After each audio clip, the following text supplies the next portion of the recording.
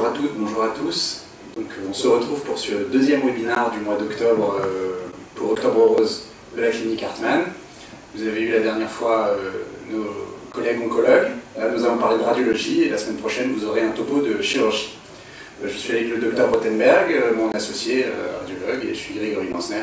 Nous travaillons tous les deux à l'Institut du Saint Henri Hartmann, basé à Neuilly-sur-Seine. Donc, nous allons parler aujourd'hui de surveillance après mastectomie.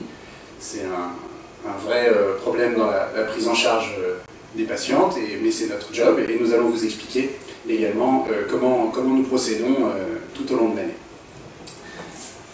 Donc, les patientes qui ont subi une mastectomie après un cancer du sein, qui peut être soit de grande taille ou soit en fait très diffus parce qu'il était un intracanalaire et que le traitement de référence dans ces cas-là, c'est la mastectomie, vont avoir un problème après pour la surveillance. Comment nous allons les surveiller?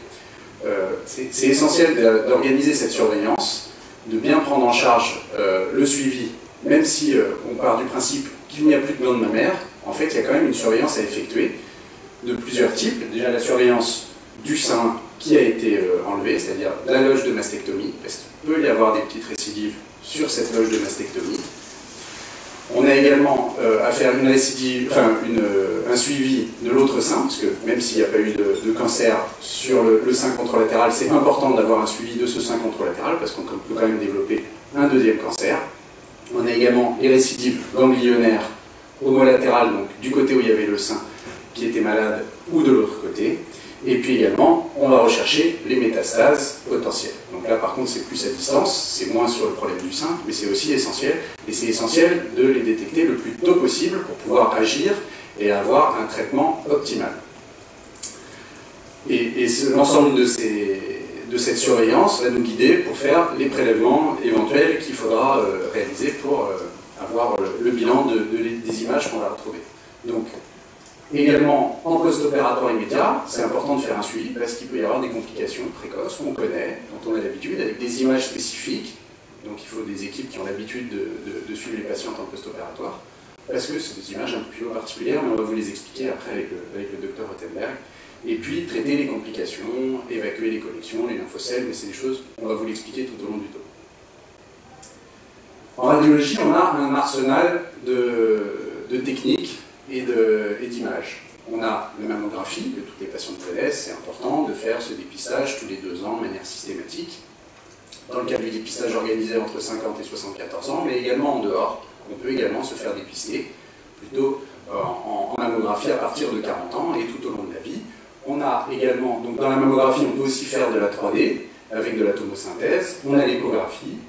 L'angiomammographie qui apparaît, en fait, on fait une mammographie avec une injection de produit de contraste et on va obtenir des images comme ça. On va chercher des lésions très vascularisées, donc potentiellement des petits cancers. Et on a également l'IRM.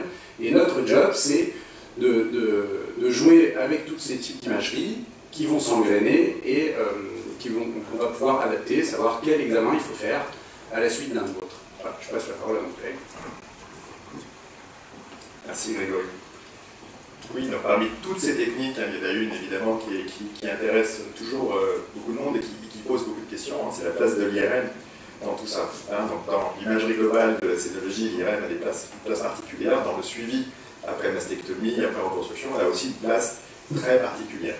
Donc l'IRM peut s'insérer dans plein de domaines, au niveau du dépistage, du diagnostic, de la caractérisation de certaines images, mais aussi dans la surveillance, et c'est ce qui nous intéresse aujourd'hui. Alors l'IRM peut être parfois systématique. Il y a des cas où on va faire une IRM annuelle, systématiquement, dans des cas très particuliers, et les cas notamment de ces patientes à risque, de toutes ces familles qui présentent une mutation génétique dont vous avez peut-être déjà entendu parler, qu'on appelle les BRCA1 et BRCA2, d'autres mutations qu'on trouve aujourd'hui. Ces patientes à risque vont avoir systématiquement, dans leur suivi annuel, une IRM qui leur sera proposée, en plus de la mammographie, de l'échographie, si elles sont indiquées. Certains types de cancers doivent bénéficier aussi d'une IRM systématique annuelle. Parce qu'il y a plusieurs familles de cancers du sein. Il n'y a pas un cancer du sein, mais beaucoup de familles différentes qui vont être prises en charge différemment. Et la famille des carcinomes globulaires, notamment, fait partie de ces lésions qu'on va surveiller en IRM parce qu'on sait qu'il y a beaucoup de faux négatifs en mammographie, en échographie, donc ça c'est important. Certaines lésions in situ, les CLIS, sont des lésions lobulaires in situ, qui sont des lésions intermédiaires, qui sont des lésions qu'on appelle frontières, pas des cancers infiltrants, mais qu'on va suivre aussi. Et puis le problème des femmes jeunes et des seins très denses, pour lesquels on sait que la mammographie et l'échographie sont très souvent prises en défaut. Et là, donc, dans ces cas-là, l'imagerie par IRM est systématique. Alors Grégory vous disait pourquoi c'est important de surveiller après une mastectomie. On peut imaginer qu'en ayant enlevé le sein et la totalité de la pathologie, tout va bien aller, on n'a plus besoin de surveiller. C'est souvent la question qu'on nous pose d'ailleurs dans la vraie vie de tous les jours. Les patients nous disent mais pourquoi on surveille ce sein qui n'existe plus? Et là, en fait, on enlève la majorité, la quasi-totalité de la glande mammaire, on n'enlève jamais la totalité, 100% de la glande mammaire. Il va en rester parfois un tout petit peu. Et puis dans toutes les séries, donc là je vous ai sorti une très grande méta-analyse. Méta-analyse, c'est une collimation de plusieurs séries de la littérature. Et cette méta-analyse qui a été publiée en 2005, qui présentait 14 méta-analyses différentes et presque 10 000 patientes, montrait, et c'est quasiment l'équivalent de ce qu'on voit dans toute la littérature, un risque de récidive de cancer du sein après mastectomie, vous voyez, autour de 5 à 6%. Alors, il était entre 3 et 6%. Alors, c'est pas rien. Heureusement, l'immense majorité des patients ne feront pas de récidive, parce que si on fait à l'envers, c'est quand même 95% des patients qui ne récidiveront pas, il vaut mieux le prendre comme ça, mais il n'empêche que il faut surveiller toutes les patients, parce que ce risque, c'est pas zéro. Alors, vous voyez qu'il est divisé par 2 par rapport à un traitement dit conservateur, un traitement qui va vous garder le sein, qui en général on fait une tumorectomie plus radiothérapie. Donc on diminue par 2 le risque de récidive, mais ce n'est pas zéro. Et donc il faut surveiller. Et surveiller, comme vous l'a dit Grégory tout à l'heure, le sein contralatéral et toutes les aires ganglionnaires qui sont importantes. Dans les lésions in situ, qui sont ces lésions souvent de début de cancer ou pré-cancéreuse, le risque après une mastectomie est beaucoup plus faible, 1,4%. Mais est-ce que 1,4%, même tout aussi faible que ce soit, nécessite qu'on ne surveille pas les patients? Je ne pense pas que ce soit la bonne solution. Donc il faut surveiller évidemment tous ces patients. Alors, d'autant que dans cette même méta-analyse, on se rend compte quel est en fait le signe de la récidive chez ces patientes après mastectomie. On se rend compte que dans 47%, un petit peu moins de la moitié, la récidive va être dépistée cliniquement, soit par la patiente, dans un tiers des cas, qui va se palper quelque chose, une boule, une déformation, une rétraction, soit dans 2 tiers des cas, par le médecin oncologue qui la voit en consultation.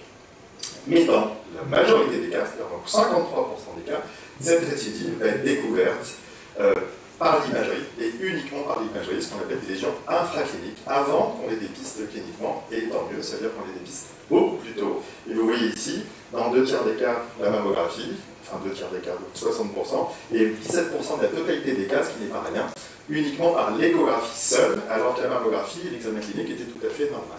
Donc dans ces cas post-mastectomie, il est très important d'associer la mammographie et l'échographie dans le bilan standard. Alors comme on le disait aussi tout à l'heure, ce qui est très important dans le suivi de ces patients, c'est de bien connaître l'imagerie et les techniques d'abord, bien connaître les techniques de reconstruction, parce qu'après mastectomie, fort heureusement dans des pays comme le nôtre en France, il y a beaucoup de reconstruction. C'est le choix des patients de savoir si elles font une reconstruction ou pas, mais quand elles le choisissent, il est important pour nous de connaître ces techniques et de connaître l'imagerie normale des cicatrices générées par ces différentes techniques.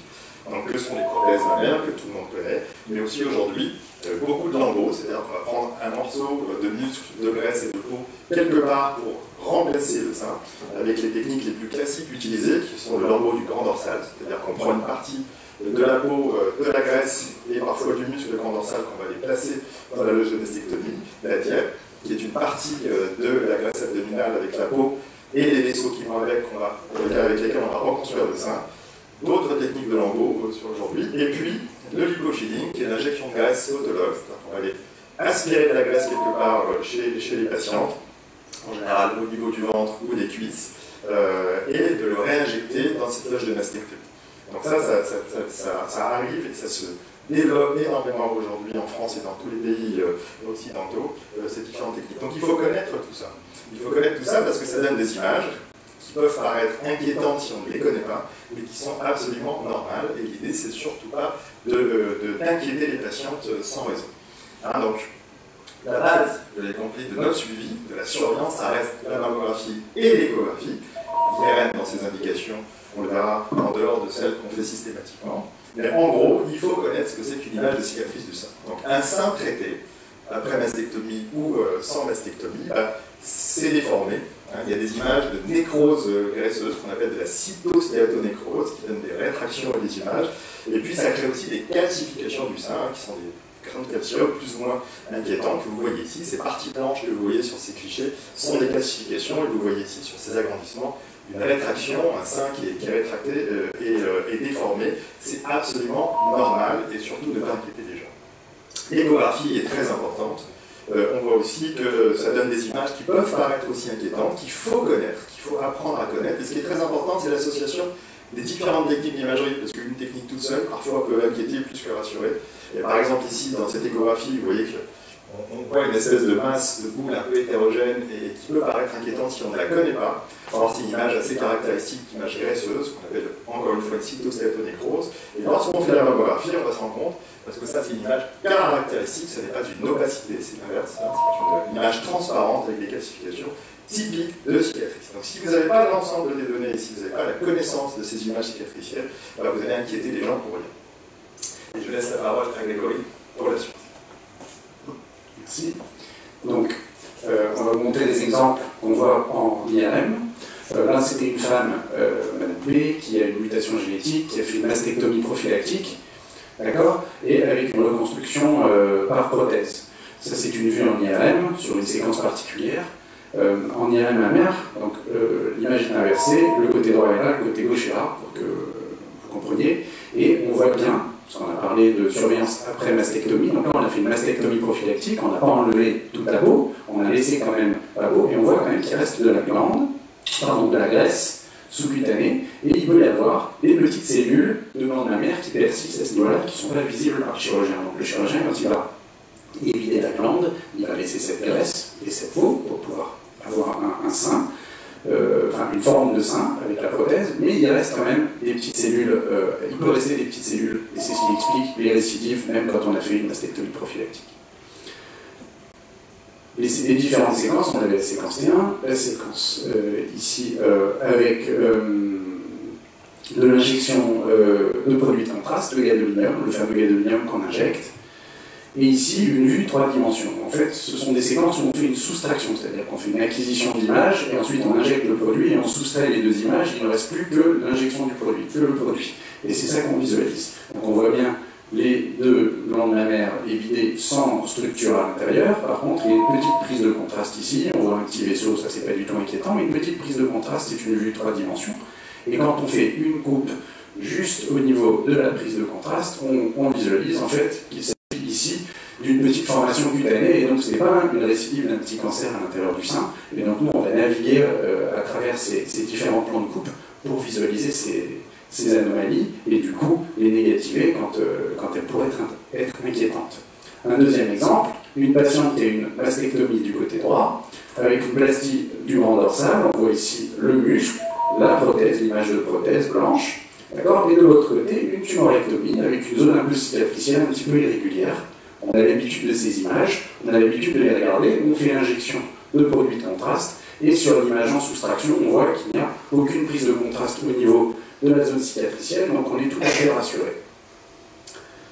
Un troisième exemple, une patiente qui a eu une mastectomie du côté gauche, d'accord, c'est toujours inversé, droite-gauche, le côté gauche, ici on voit de la glande à droite, à gauche on voit que de la graisse qui est blanche, avec une zone un petit peu irrégulière, c'est une reconstruction par Dieppe, donc c'est un lambeau de graisse abdominale qu'on est venu placer avec une petite zone irrégulière en partie profonde, qui est la zone en fait d'anastomose, c'est-à-dire l'endroit où on est venu connecter le lambeau. On fait l'injection de produit de contraste, on n'a aucune prise de contraste, aucune image inquiétante, on est rassuré.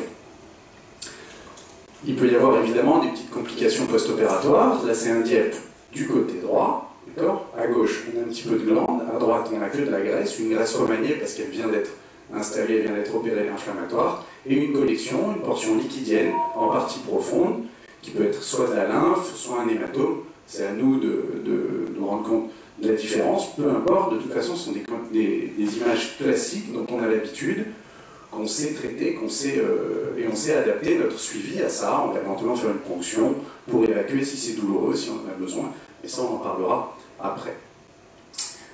Les Dieppe, encore un Dieppe du côté droit, avec ici on va à la mammographie, grosse calcification inquiétante. En fait elle n'est pas du tout inquiétante, c'est ce qu'on a vu tout à l'heure, c'est-à-dire la graisse qui peut éventuellement se modifier, se cicatriser, donc se calcifier. Et donc c'est une cytostatonécrose, c'est ce que vous expliquiez à Luc tout à l'heure, avec une zone ici, autour du dieppe de graisse qui s'est remaniée, qui s'est nécrosée, qui s'est transformée en une portion un peu liquide, pas du tout inquiétante. En IRM, il y a une petite prise de contraste, mais ça, c'est une petite prise de contraste réactionnelle autour, qui n'est pas du tout inquiétant. Ce sont des images qui peuvent inquiéter des gens qui n'ont pas l'habitude de les regarder, mais quand on a vraiment l'habitude et qu'on connaît, qu'on travaille avec nos équipes de chirurgiens, on se parle régulièrement, on sait que ce sont des anomalies IRM qui sont bénignes et qui sont classiques en post-opératoire immédiat ou tardif. Et après, on va parler donc, des surveillances après mastectomie. Je repasse la parole à Luc. Merci Grégory. Donc là, on vous a montré les images normales en gros. Donc un sein opéré, c'est cicatriciel, ça peut être déformé, et ça donne des images type cytostatonécrose parfois inquiétantes, mais parfois aussi, on va trouver des anomalies vraies.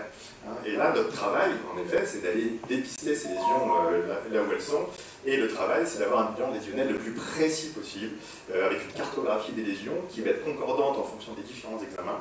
Il faut associer, comme je vous l'ai dit tout à l'heure, l'ensemble des techniques qui sont à notre disposition, et bien les décrire pour pouvoir, si ce n'est pas nous-mêmes qui faisons la biopsie ou les prélèvements, pour pouvoir aider au mieux, soit les radiologues interventionnels qui vont devoir agir, soit les chirurgiens, si jamais il y a quelque chose à faire. Donc ça, c'est très très important. Dans ce cadre de détection, de localisation, de caractérisation, l'échographie est vraiment l'examen central après chirurgie et notamment après mastectomie reconstruction. Si la mammographie peut faire du diagnostic et du dépistage, l'échographie est très importante une fois même qu'on a trouvé la lésion, parce que ça permet elle-même le dépistage et le diagnostic. Vous l'avez dit tout à l'heure, 17% des lésions ne sont vues que par l'échographie, mais les autres lésions sont vues en mammographie ou en IRM, mais aussi en échographie si on les retrouve après dans des échographies, ce qu'on appelle le deuxième look, et qui va nous permettre d'aller traiter, d'aller biopsier, d'aller ponctionner si on le souhaite. Et l'échographie a un avantage par rapport aux autres techniques. D'abord, c'est qu'elle se fait en temps réel, elle est extrêmement rapide à faire et facile. Et puis surtout, on n'a pas de limite de champ de vue. Quand vous faites un cliché de mammographie, on est limité par la vue, la photo de la mammographie. Si vous avez une lésion qui est plus profonde, plus haute, etc., qui n'est pas dans le champ de vision de la mammographie, vous ne verrez pas cette lésion. Pareil pour l'IRM, on est limité par ce qu'on appelle des antennes. Vous avez la taille, vous avez vu les images d'IRM. Si une lésion se trouve à l'extérieur de ce champ de vue, vous ne la verrez pas, notamment des ganglions à distance. Et là, l'échographie n'a, elle, aucune limite de champ de vue, et ça permet d'aller dépister, diagnostiquer des lésions qu'on ne peut pas avoir avec les autres techniques. Donc elle sert aussi à la radiologie interventionnelle, puisque dès qu'une image est visible en échographie, vous allez choisir cette technique d'échographie comme mode de guidage de tout ce qui va être traitement notamment des complications. On vous parlait tout à l'heure des collections. Souvent ces collections sont des collections de lymphe, ce qu'on appelle des lymphocèles, qui peuvent être parfois hémorragiques. Ici on a une lymphocèle avec des images denses à l'intérieur, on sait qu'il y a du sang, donc ça peut être douloureux, tendu, etc. Il va falloir les ponctionner. Elles peuvent être aussi cloisonnées, hétérogènes. Et ça va nous permettre, grâce à l'échographie, d'aller placer des cathéters, souvent multiperforés, qui vont permettre d'évacuer très facilement, sous anesthésie locale et sans douleur, ces lésions grâce aux techniques de guidage en imagerie. On parlait tout à l'heure des reliquats de glandes. En effet, on ne peut pas enlever toute la glande toujours, il en reste toujours un tout petit peu, parfois très très peu, mais parfois un tout petit peu, ça peut nous poser en effet des problèmes. Et c'est souvent un des modes de révélation de certaines lésions. Les patients viennent en disant je sens une boule, ça m'inquiète, je ne la palpais pas avant. Et donc ça, nous en échographie, on va la retrouver. Donc là, vous voyez ici une prothèse avec des petites boules ici et là, et il faut les caractériser. Et quand ça grossit, si des choses qui apparaissent, etc., c'est difficile de faire des diagnostics, et à ce moment-là, on est souvent amené à faire des prélèvements et des biopsies, qui sont souvent des macro-biopsies par aspiration, parce qu'il faut protéger la prothèse en dessous, on ne peut pas faire ce qu'on appelle de stroke, avec une biopsie classique, vous tirez avec un matériel que vous ne dominez pas et qui peut percer la prothèse, donc on va utiliser des techniques qu'on appelle par aspiration qui protègent la prothèse. Et la plupart du temps, ces petites lésions sont soit, en effet, à nouveau, ces fameuses cytostatonécroses, ces cicatrices qui peuvent être nodulaires, soit des reliquats de glandes tout à fait bénins et qui varient, surtout chez les jeunes femmes, en fonction des cycles, du climat hormonal, etc. C'est pour ça que ça peut de temps en temps grossir et inquiéter les patients. Et donc là, vous pouvez aussi faire des IRM à ce moment-là, parce que l'IRM est intéressante pour vérifier qu'il y ait ou pas une prise de contraste, parce que vous avez souvent plusieurs reliquats glandulaires. Donc on parlait tout à l'heure des IRM qu'on fait de façon systématique, et là on va parler plutôt d'IRM qu'on fait de façon ponctuelle, en fonction des besoins. Donc si on trouve une boule ou un nodule en échographie qui peut être parfois inquiétant, parce que la même image peut être sympathique ou moins sympathique. L'IRM peut nous aider à caractériser en général, et notamment ces fameuses récidives locales sur prothèse. Et voilà, par rapport à tout à l'heure, on vous montrait des IRM, justement, c'est après injection du gadolinium, vous n'aviez rien, et ce qui permet d'avoir une sensibilité importante, de pouvoir dire que tout va bien. Alors, lorsque un de ces reliquats ou un de ces nodules va prendre le contraste, et vous voyez, il fait une petite tache blanche au milieu du sein qui lui reste tout noir avec la prothèse en dessous, là, ça devient une image en effet très inquiétante. Quand on a fait la première échographie, vous aviez plusieurs de ces images, donc c'était difficile de faire la différence, elles se ressemblent toutes en réalité, alors que là, on sait exactement où ça se place, et avec une échographie, ce qu'on appelle de seconde look, de deuxième look, on va aller se fixer directement sur cette image, qu'on retrouve, et à ce moment-là, on peut faire la biopsie sur cette image précisément, celle qui prend le contraste. Et donc ça nous permet de faire à nouveau une biopsie, comme on est juste devant une prothèse, on fera encore une fois une macro-biopsie par aspiration pour protéger la prothèse, qui permet de prélever le nodule et qui peut nous confirmer, malheureusement, on l'a dit tout à l'heure, dans ces fameux 3 à 6%, le diagnostic de récidive sur mastectomie. Il s'agissait ici d'un CLI, ce qu'on appelle un carcinome lobulaire infiltrant, dont on a déjà parlé. N'oubliez pas de regarder toujours le sein controlatéral, et on va en terminer très très vite, puisqu'on peut trouver des cancers de l'autre côté, soit en IRM, soit en échographie. Là, vous avez des images d'échographie d'un cancer caractéristique. Les prothèses peuvent faire en soi l'objet d'un diagnostic et d'un cours particulier dont on ne va pas trop en parler, mais sachez qu'on cherche aussi évidemment les ruptures de prothèses qui peuvent exister après mastectomie, comme dans des prothèses de chirurgie plastique ou esthétique, avec plusieurs types de ruptures, etc., qu'on ne va pas indiquer aujourd'hui. Donc sur les prothèses, donc on a vu qu'il pouvait y avoir des ruptures avec des images caractéristiques. En IRM, on suit également les prothèses, on les voit très très bien. On a des séquences même très spécifiques sur les prothèses qui sélectionnent juste le silicone, donc on voit vraiment les silicones. Et là on a deux prothèses avec ici une petite zone de liquide derrière la prothèse. D'accord ? Quand on injecte le produit de contraste, on a une petite prise de contraste autour de la prothèse qui n'est pas une prise de contraste inquiétante, qui est une prise de contraste qui est classique autour des prothèses, avec cette petite collection. Donc on va aller retrouver en échographie, on va visualiser la collection, on va visualiser la prothèse. Donc on ne va pas appliquer dans la prothèse, on va appliquer dans la collection. Et puis on va aspirer cette collection qui pouvait être douloureuse et gênante si on estime qu'il fallait l'enlever. Voilà. Hop. Et surtout quand on prélève ce liquide qui est autour des prothèses, quand on envoie au laboratoire d'anatomopathologie, de cytologie, pour étudier, voir s'il y a des cellules anormales, on demande qu'il dose le CD30, parce que le CD30 c'est un marqueur de ce qui a beaucoup fait parler, c'est les lymphomes anaplasiques à grandes cellules qui peuvent avoir autour de certaines prothèses, et ce sont des prothèses qu'on appelle macro-texturées qui maintenant sont interdites en France, elles ne sont plus commercialisées ni vendues, mais qui pouvaient générer des lymphomes très rares, parce que c'est quand même 10 cas sur 67 000 implants par an, donc c'est quand même quelque chose de très très rare, mais de toute façon ces implants ne sont plus commercialisés, ne sont plus posés. Et puis on va maintenant parler un petit peu des ganglions avec Luc, et puis conclure, parce que le temps court. Oui, on va conclure rapidement. On a déjà parlé des ganglions, notamment de l'intérêt de l'échographie dans les ganglions. Alors, on peut les voir avec toutes les techniques d'imagerie. Ces ganglions, il faut les rechercher dans toute la zone autour de la loge de mastectomie, mais jusqu'au cou, dans les régions susclaviculaires, sous-claviculaires et axillaires. Donc les ganglions, on a l'habitude de les voir. Donc les ganglions sont d'abord physiologiques, c'est normal d'avoir des ganglions. Donc on va rechercher des ganglions pathologiques qui vont être épaissis, qui vont être plus gros que les autres. Et puis on va s'aider parfois des techniques, ce qu'on appelle de PET scanner, de PET scan, que les patients connaissent bien. Et on va aussi, comme tout à l'heure, à l'instar de l'IRM et de l'échographie, aller se fixer sur des zones de fixation PET scan pour rechercher en effet s'il y a un ganglion, le ganglion qui fixe spécifiquement pour aller biopsier. Parce que quand il fixe, ce n'est pas obligatoirement une récidive, mais c'est obligatoirement une indication de biopsie pour savoir s'il est simplement inflammatoire ou réactionnel ou s'il peut être le témoin d'une récidive. Donc on a l'habitude d'aller chercher ces ganglions et d'aller les biopsier, parce que la biopsie ganglionnaire est plus sensible que la cytoponction avec des petites aiguilles qu'on faisait avant. Aujourd'hui on fait des biopsies ganglionnaires parce que l'examen est important. Un dernier exemple avant la conclusion, voilà un exemple d'IRM d'une patiente qui a eu une mastectomie du sein gauche de ce côté-ci avec sa reconstruction et qui va très très bien. Et de l'autre côté, une chirurgie ce qu'on appelle de symétrisation, parce qu'il arrive aussi qu'on va opérer le sein qui va bien pour le symétriser, pour le diminuer sa taille par exemple, pour qu'il soit symétrique au sein opéré. Et puis c'est parfois ce sein symétrisé, qui lui n'a jamais eu de cancer, etc., qui peut présenter des anomalies. Vous voyez ici une grosse prise de contraste très inquiétante qu'on retrouve ici sur ces séquences 3D avec des colorisations qui nous permettent de mieux voir les lésions. Une grosse prise de contraste, des ganglions que vous voyez ici, qui peuvent paraître en effet très inquiétantes et qui nous a fait évidemment indiquer une biopsie, même plusieurs biopsies à la fois dans le sein et à la fois sur les ganglions. Et vous voyez qu'une imagerie qui parfois est très très inquiétante, donc macrobiopsie dans ces cas-là, vous montrait que des ganglions inflammatoires et que de la cytostatonécrose. Donc, c'est pour donner aussi des bonnes nouvelles. Tout ce qu'on voit n'est pas forcément des cancers, mais par contre, on ne peut pas faire l'impasse de la biopsie du prélèvement parce que le risque n'est pas nul et qu'il faut pouvoir différencier. Donc les recommandations en surveillance de cancer du sein sont régies par nos instances nationales que sont l'ANAS. Donc en cas de cancer du sein, vous avez cette surveillance classique. Est-ce qu'il y a des spécificités mastectomie?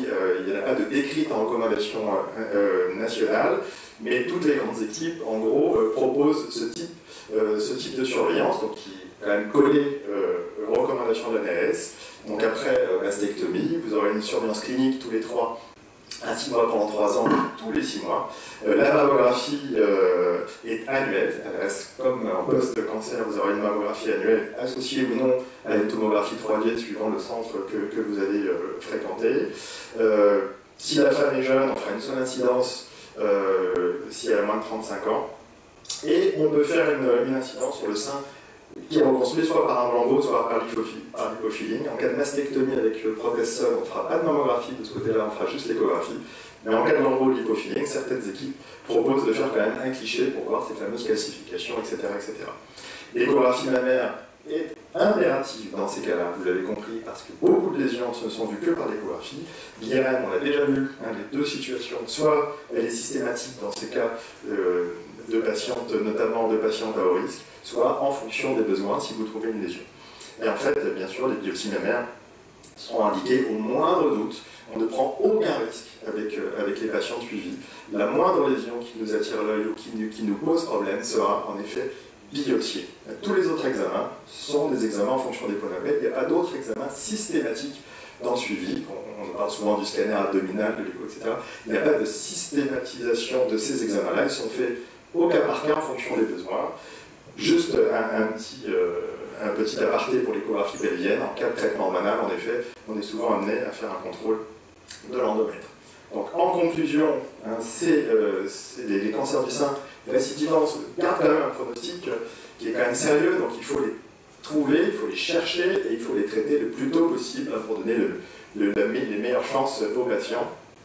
En cas de mastectomie, la priorité reste donnée au sein qui reste, au sein restant contralatéral, parce que c'est lui quand même qui a un peu plus de risque d'avoir des lésions. Les récidives locales, je vous l'ai dit, représentent 3 à 6%, donc ce n'est pas rien, c'est pour ça qu'il faut les suivre. La radiologie permet la gestion des complications, le plus souvent grâce aux techniques de radiologie interventionnelle, notamment sous échographie. Certaines équipes ne proposent pas de surveillance systématique chez les très jeunes femmes après mastectomie prophylactique, c'est-à-dire d'avoir enlevé les 2 seins de façon préventive en cas de mutation génétique. C'est vrai qu'il y a très très peu de risques, mais en cas de problème, si on sent une boule, si on a le moindre doute, c'est ce qui arrive souvent avec ces fameux reliquats glandulaires dont je vous ai parlé, on est quand même amené à voir assez souvent ces patients. Voilà. Donc en cas de signe d'appel, l'IRM, à ce moment-là ponctuel, reste l'examen le plus important à associer à la mammographie et l'échographie, qui va permettre de guider les biopsies par échographie ciblée secondaire et de gérer la gestion des complications. Voilà, je vous remercie, je pense qu'on en a terminé et j'espère que vous avez tout compris de la surveillance des mastectomies et des reconstructions. Merci beaucoup.